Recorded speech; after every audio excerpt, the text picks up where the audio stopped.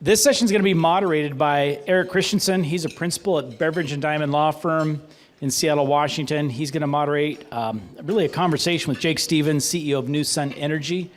And with that, I'm going to let them take it from here. And please enjoy. Thank you.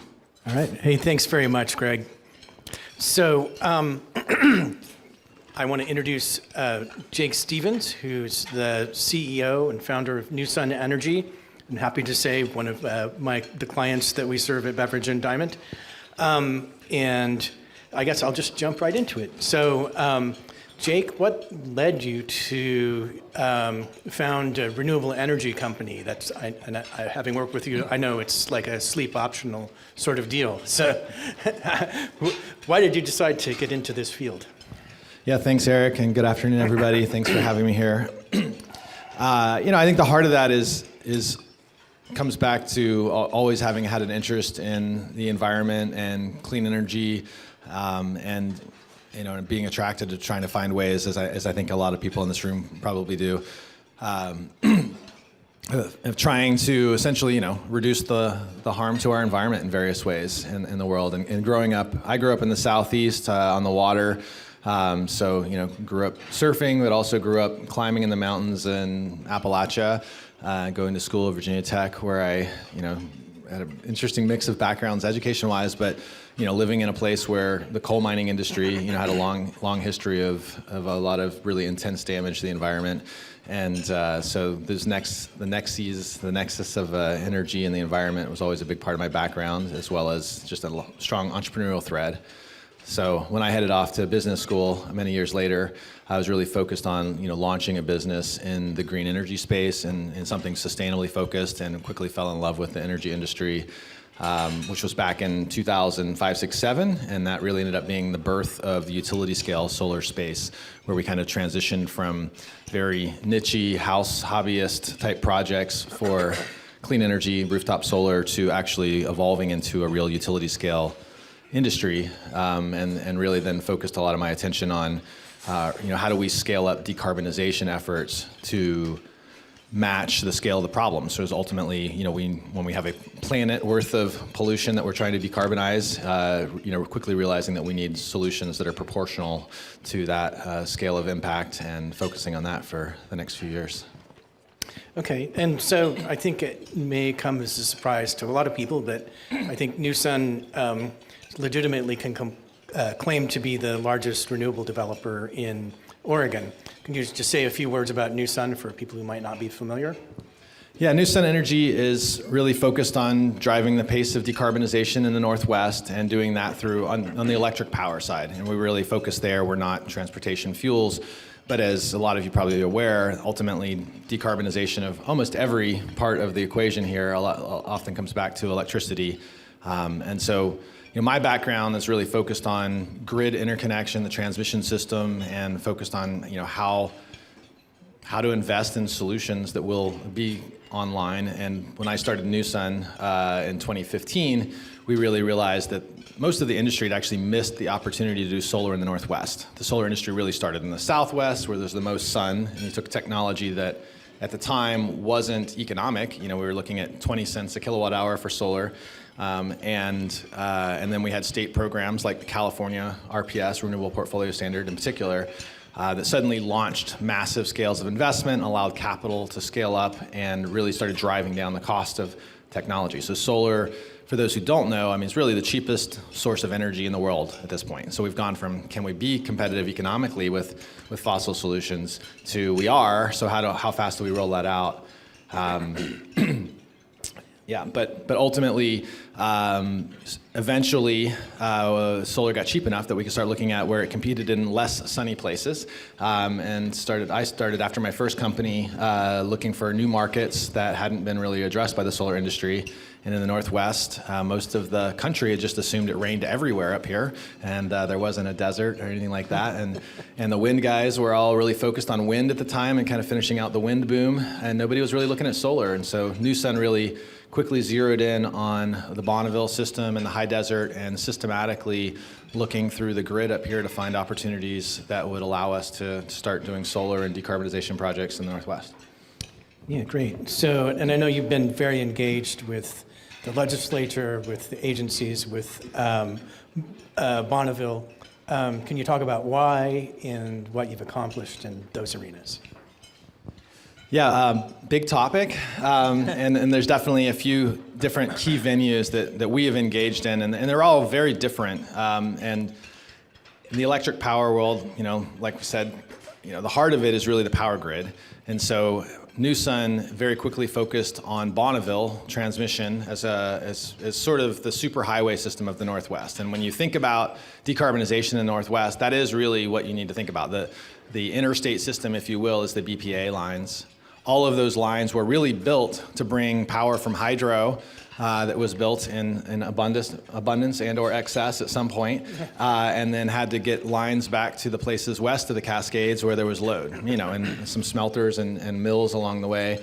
But disproportionately, that's really the superhighway system of the Northwest. So one of our main environments that we engage in is Bonneville. And one of the great things about dealing with Bonneville on the policy front is, they're the government. They're also essentially a nonprofit. So where you have a lot of bureaucracy and scale and so forth that comes with it, you don't have, as you do with the investor-owned utilities, profit motive to sort of suppress competition. So a lot of the regulatory issues that we deal with in the power side are a lot of balancing the interests when you have, a huge part of decarbonization is going to be driven through investor-owned utilities, which have a excessive bias towards owning everything. They only make money for things they own.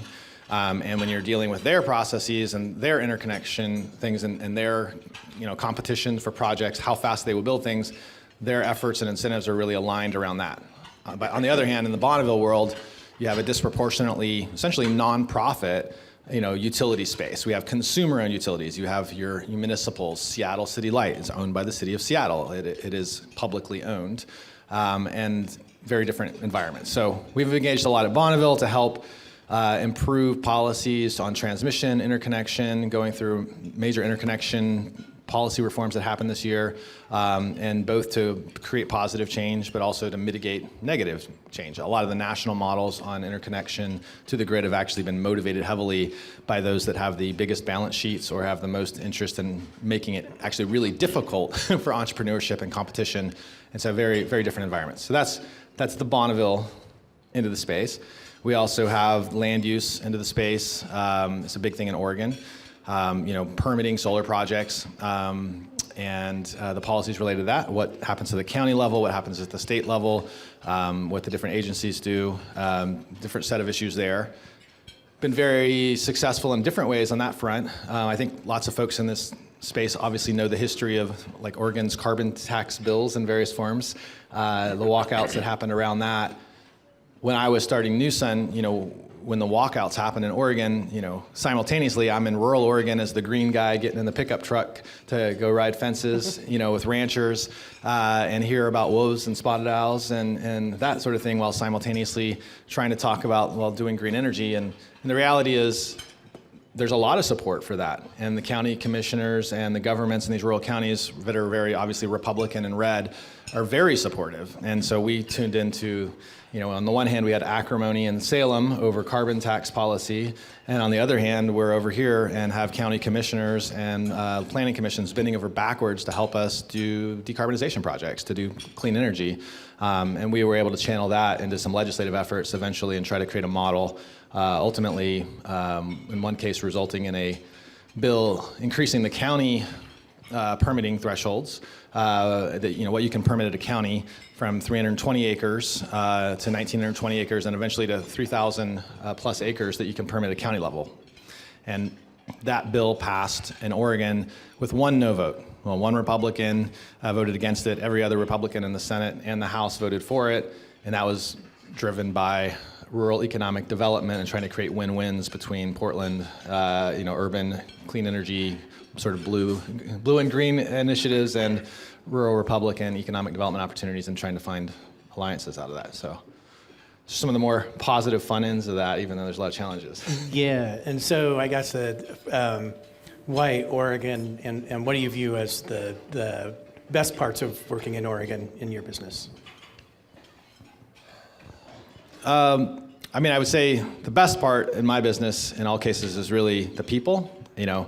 As a developer, of power generation projects, you really sit at the intersection of all kinds of disciplines and communities and stakeholders and counterparties. I mean, you deal with essentially everything you can possibly imagine, from trying to pass bills with legislators and lobbyists on one end of things to ranchers and landowners that literally maybe all they own in the world is 300 acres and you're their lottery ticket. In some cases that paid out to be able to retire, to ranchers that own 50,000 acres, to bankers at Wall Street, to just possibly everyone you can possibly imagine meeting and working with around the state and around the Northwest, and that's really the best part of the job.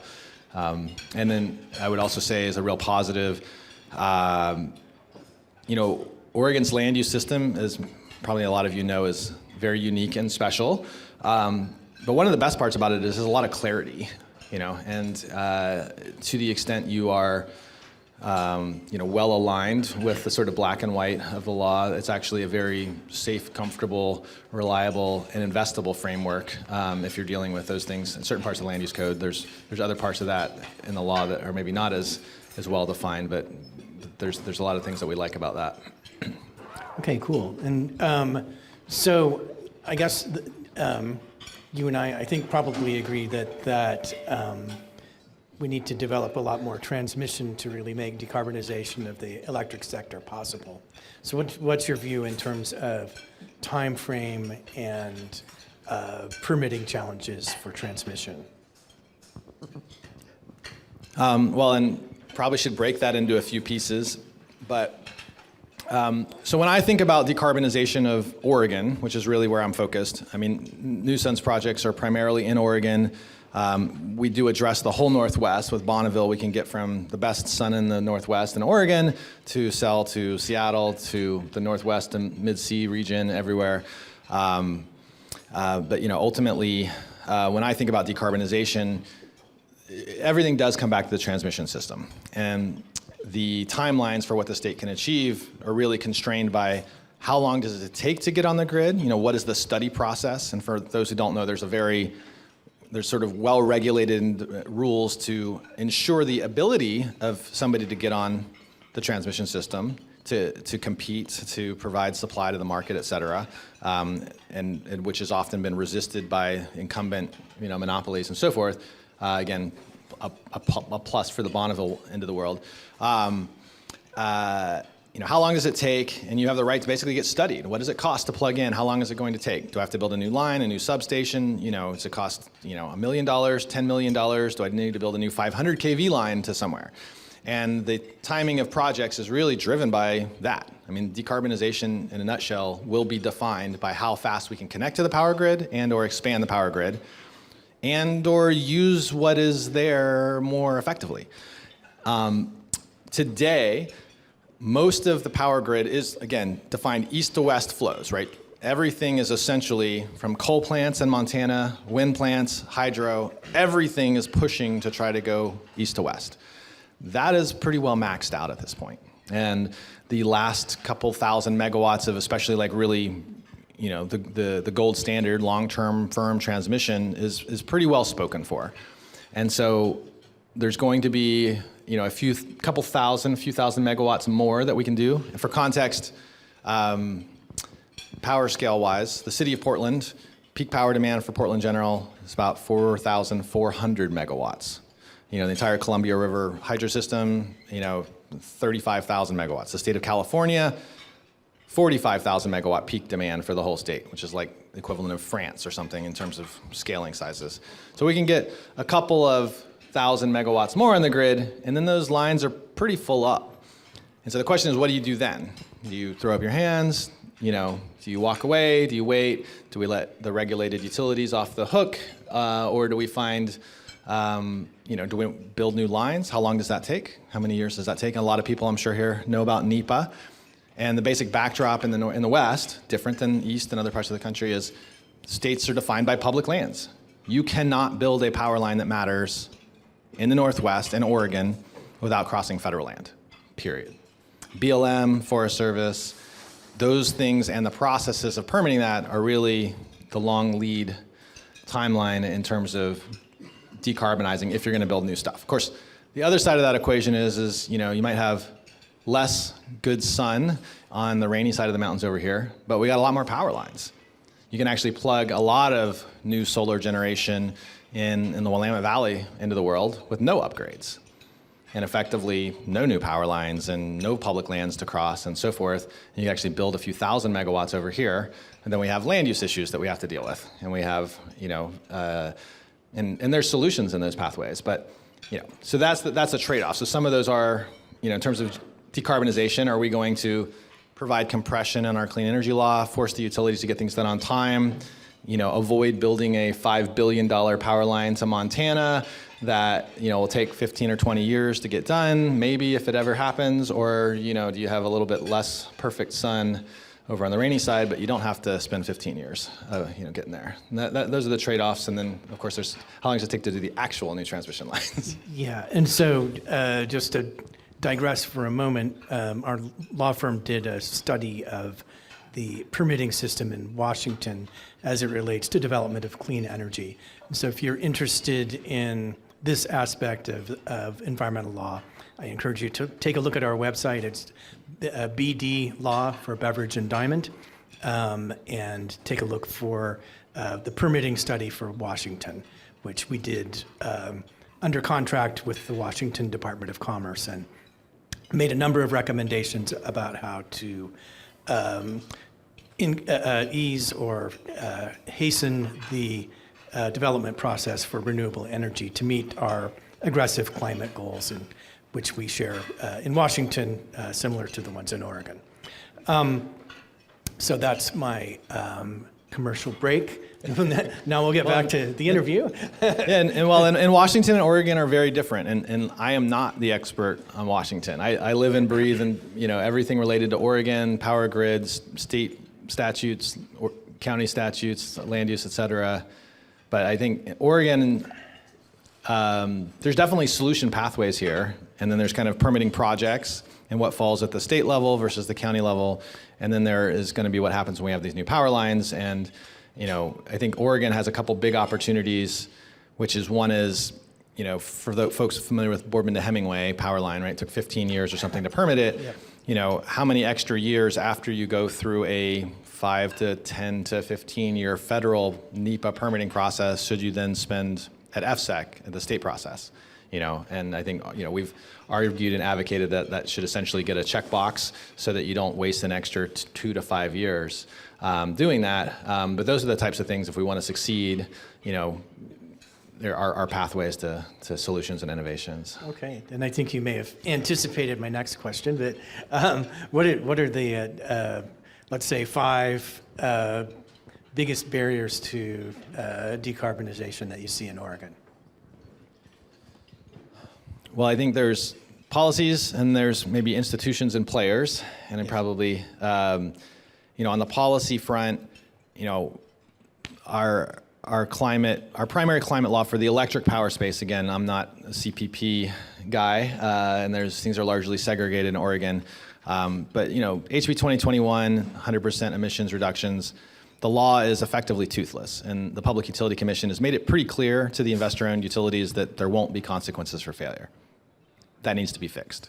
And unfortunately, we shouldn't have to go back and get a statutory amendment that says thou shalt apply compliance penalties for a decarbonization regulatory scheme. These are things that are brazenly obvious, but effectively that's where we are there. And so, the other hand that goes with that is the Public Utility Commission is sort of deferential ad nauseum to the regulated in these contexts, and ultimately that's impeding our ability to decarbonize timely, including the things that are just very much achievable in near terms. And so that's one big front. I think, and ultimately I think that's important to understand that HB 2021 is basically a procurement law, right? Who's going to buy clean power so we can push green electrons on the grid so we can turn the knob down on brown electrons? I mean, the basic problem is actually not that hard. The power grid is balanced on a real-time basis every second of the day. And so if you put more clean energy into the grid, you turn down the brown energy. And that's basically what our job is. And so the question is, how fast can we build that clean energy? And to the extent that that regulation and that market is created by investor-owned utilities that have to buy power because their regulatory commission is making sure they buy enough to do that, then the agency ensuring that occurs is really important.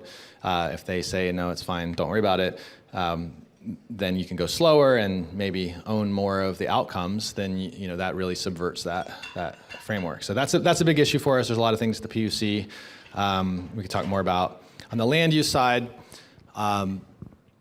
interconnection is always slow, but ultimately, I think the two big things I'd point to all sort of form a nexus, a hub at FSEC, the state process. When I started New Sun Energy in 2015, you wanted to permit a solar project that you would go to the state FSEC, which was really designed for nukes. We have this regulatory permitting for energy facilities designed for nuclear power plants. And with commensurate process, bureaucracy, standards, et cetera. It was a 6-month on paper process that took a year in practice that cost $500,000 to $1 million. At 321 acres, you went to FSEC for a solar PV plant. If you're at 320 acres, you go to the county and you could do the same thing in 60 days and $10,000. And they're solar power plants are pretty simple and benign, and so you can see that difference. FSEC in the almost 10 years since then, since I started New Sun, is now a 2 to 3 year process that costs $1 to $2 million. And if you try to visualize, as I spend a lot of my time doing, like, what is the pathway to decarbonization? Effectively, you need to get on the grid, and you need the permits and entitlements in order to build your project, and eventually you need a power contract or some sort of offtake structure to finance the project, a revenue scheme.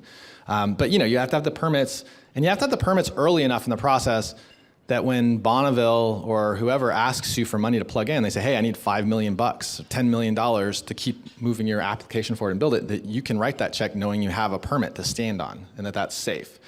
So the timing to have permits to be able to continue investing is really important. But ultimately, right now, where we're leading is all roads on bottleneck through FSEC. So, I've been visualizing this in like how many logs are piling up in the log jam. And there's a lot of solar project out there in the wings that are being developed. There's, dozens and dozens of projects all around the state.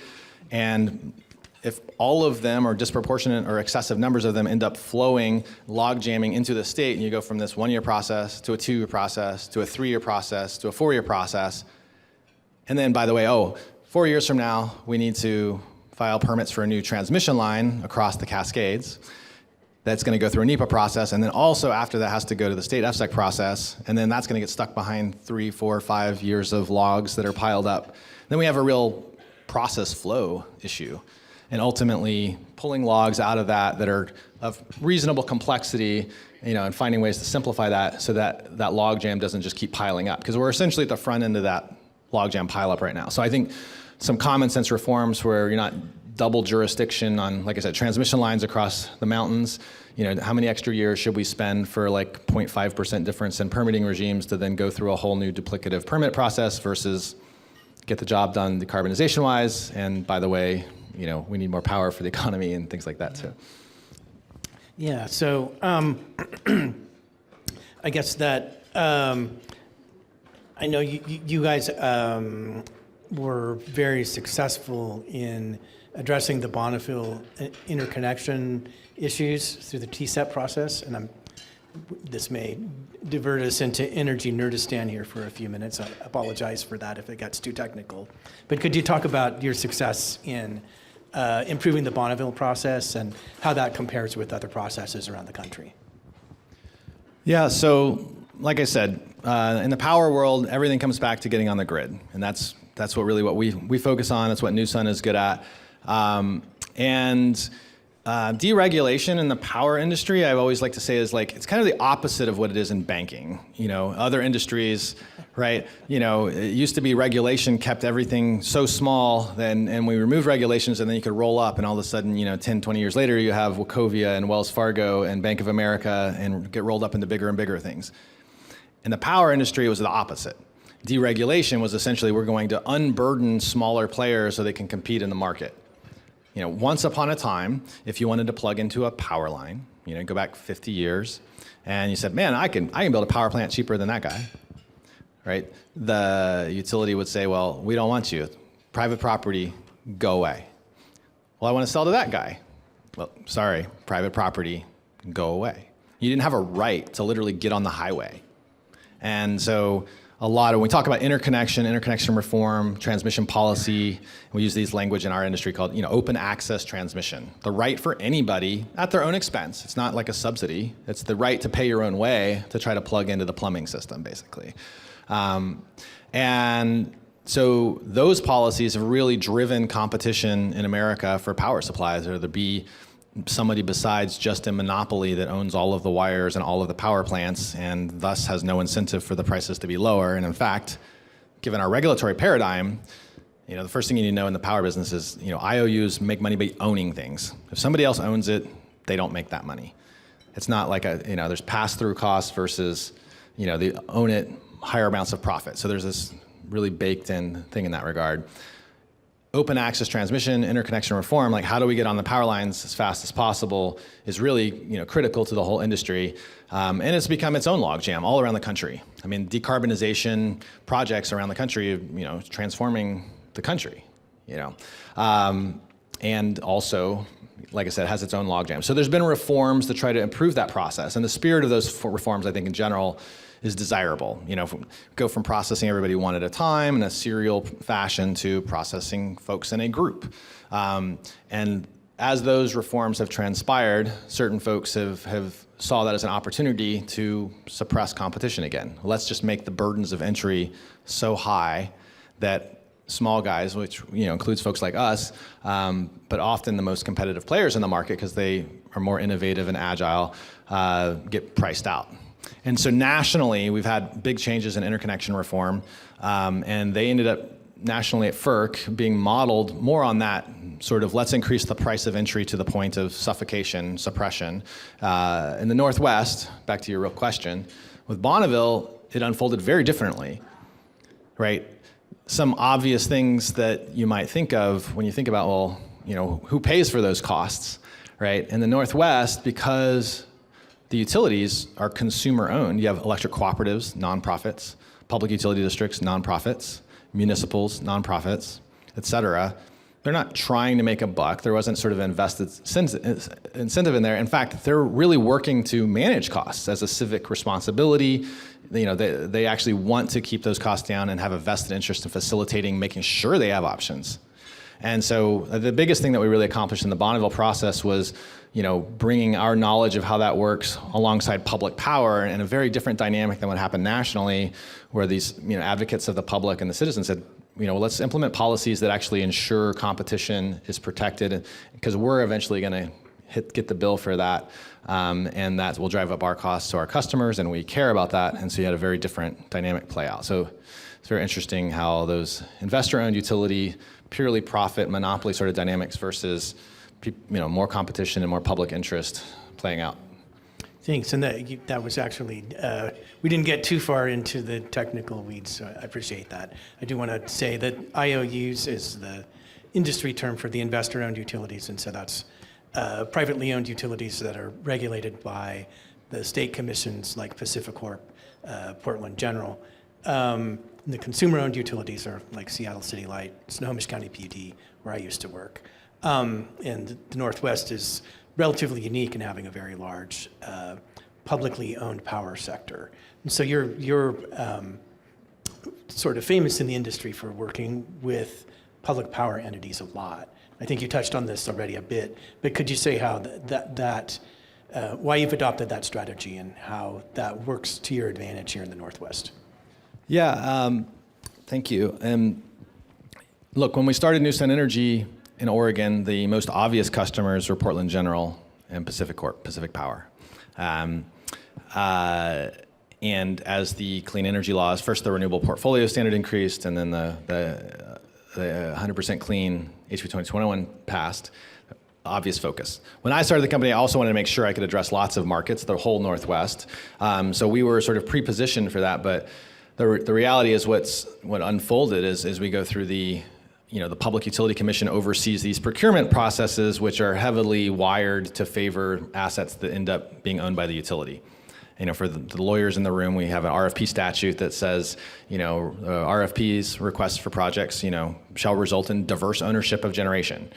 And, ultimately, Portland General has won every single RFP that they've run for the last 15 plus years, without exception, except for the projects they split with one company, to the tune of several $1 billion of new generation, being owned by them.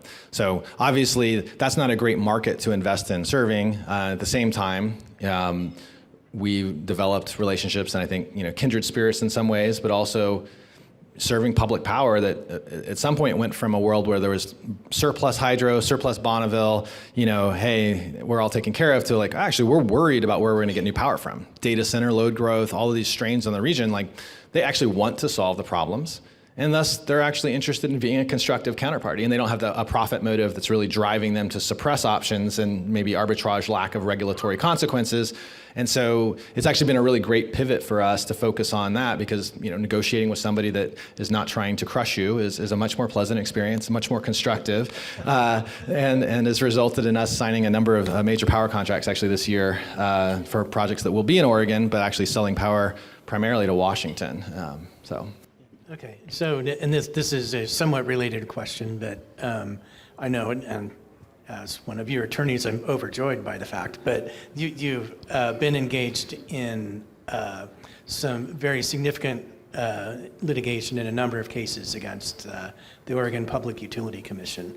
Can you say a few words for what's driving that and why it is that you've come to the conclusion that litigation is the only option? Yeah, these are the things that you don't want to have to do. But ultimately, in a nutshell, every single appeal of a Public Utility Commission decision that we have boils down to, there's a law, you ran a process, rulemaking, contested case, whatever, and then you ignored the law.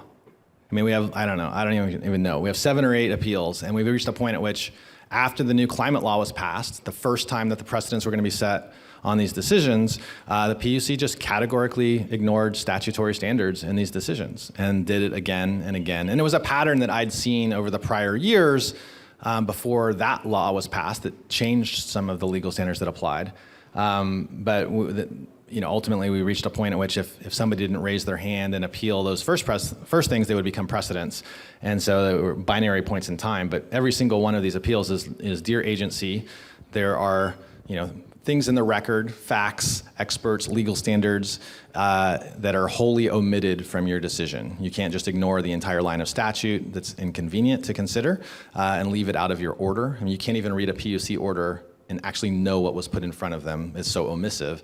And therefore, you can come to all kinds of conclusions that don't necessarily have a lot to do with the law. And so, as an environmentalist, as a climate advocate, I find it basically morally repulsive. I also find it challenging to to invest in. And really, like, if we're going to succeed at decarbonization, like we actually have things that can be built on time. We might not get every last inch done, but when you live and breathe what can be done and have a sense that it's probably closer to 90 to 110% of the mark of what the law actually requires is very achievable, and find yourself, sitting around 5% of the mark. And that's really where we're at today under that law, and that's what's driven us to feel like we have to engage in those battles, unfortunately. Okay, well, we have just a few minutes left, so I guess I'm just going to let you take the floor and provide us with maybe your observations on what are the most important reforms that we could adopt going forward to really achieve our decarbonization goals here, and what are the factors that are driving or making it more difficult for us to achieve those goals? Sure. Yeah, again, a couple of buckets here. Land use, PUC. I think I've really been trying to hone in on what are the simplest, highest impact reforms that would make sense, statutorily, I guess in particular. HB 2021 really needs, literally a line in it that just says the PUC shall implement compliance penalties, sufficient to deter non-compliance. Washington, clearly taken very seriously. I mean, city of Seattle, 100% clean, owns 4 dams, has Bonneville Hydro. They are worried about complying with CETA. But in Oregon, the utilities are not. And so that needs to be fixed. I think there's some APA reforms and that sort of thing that would go with that would be helpful to sort of bolster the obligations of the commission to have reasoned decisions based on the evidence in the record, things that you shouldn't have to ask a court to tell them, but that seem pretty obvious to those of us that try to live in a world of rule of law. On the land use side, I think the no NEPA doubled jurisdiction bill for FSEC cases, projects that are essentially already covered by 3 to 8 years of federal process and permitting shouldn't have to kind of do double duty and with commensurate delay consequences. There's some very simple things to just clarify those things that would provide a lot more clarity and certainty. Also on the land use side, we have some oddities in Oregon statute about high value farmland and the way it's defined that really have nothing to do with the economic value. There's some peculiarities that are literally just somebody trying to point to something else in some other statute to define what causes high value farmland. In Oregon, the NRCS soil classifications effectively say that if it's deeper than 14 inches to bedrock, that it's high value, whether it has water, whether it is, barely breaks even with subsidies, whatever. Those peculiarities then result in you basically can't permit anything on that, even if it might be really good for agricultural economics locally and so forth. You could change 3 LCDC numbers in statute and fix that problem in one way, or you could, create standards in the statute that essentially say, hey, you can, in these select situations, you can essentially not be treated as high value if you can establish some sort of economic inferiority of the ground. So some elegant solutions there, but would be pretty high impact for the pace of decarbonization. All right, thanks. And so I will hand it back to Greg. I think he has some instructions for you. Thank you, Eric. Thank you, Jake. Please join me in thanking them for their presentation. Appreciate that.